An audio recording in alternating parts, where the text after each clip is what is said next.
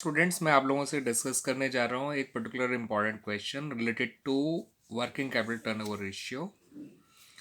It's an important question, ये board में भी पहले एक बार आ चुका है।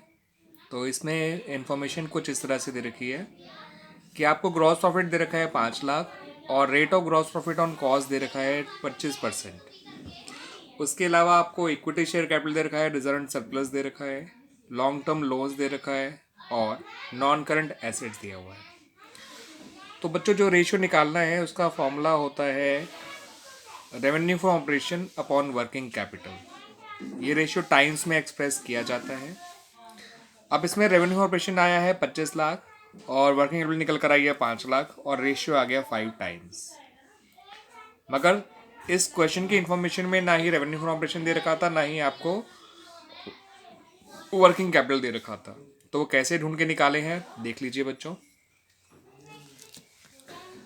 वर्किंग कैपिटल के लिए हमने एक फॉर्मूला, तो जो आपका नॉर्मल फॉर्मूला होता है current asset minus current liability, वो यूज़ किया जाता है। But that can not be use in this particular question, क्योंकि आपको ना करंट एसेट पता है ना ही करंट लायबिलिटी पता है। तो यहाँ पर एक और फॉर्मूला होता है बच्चों जिसको आप यूज़ कर सकते हैं to find out the working capital. Share fund और नॉन करंट लायबिलिटी जोड़कर आपका बन जाता है share fund, sorry capital employed. और शेयर फंड जो है वो शेयर कैपिटल और रिजर्व सरप्लस को जोड़कर आया है 10 लाख और 2 lakh 12 lakh. Non current liability 3 lakh दे रखा था आपको, लॉन्ग टर्म लोन्स थे यानी।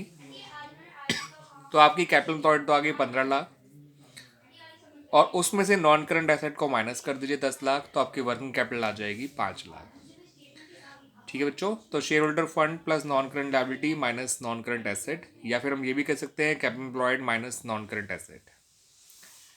और शेयर होल्डर फंड मैंने शेयर कैपिटल और रिजर्व सरप्लस को ऐड करके निकाला। मैंने क्या करा बच्चों, ग्रॉस प्रॉफिट और रेट ऑफ ग्रॉस प्रॉफिट की हेल्प से कॉस्ट ऑफ गुड सोल्ड को ढूंढ लिया, जो कि निकल कर आया 20 लाख। अब कॉस्ट ऑफ गुड सोल्ड ही पता है, ग्रॉस प्रॉफिट भी पता है, तो उनकी हेल्प से आपका रेवेन्यू ऑपरेशन यानी नेट सेल्स भी आ जाएगा।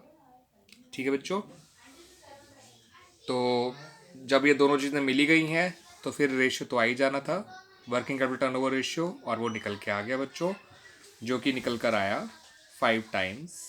यानी कि हम ये कह सकते हैं कि रेवेन्यूज अर्न करने के लिए आपकी वर्किंग कैपिटल 5 टाइम्स सर्कुलेट हुई है during the year to earn this much of revenue. ठीक है बच्चों, तो वर्किंग कैपिटल का सर्कुलेशन जितना ज़्यादा होगा उतना ज़्यादा रेवेन्यू अर्न कर पाएंगे।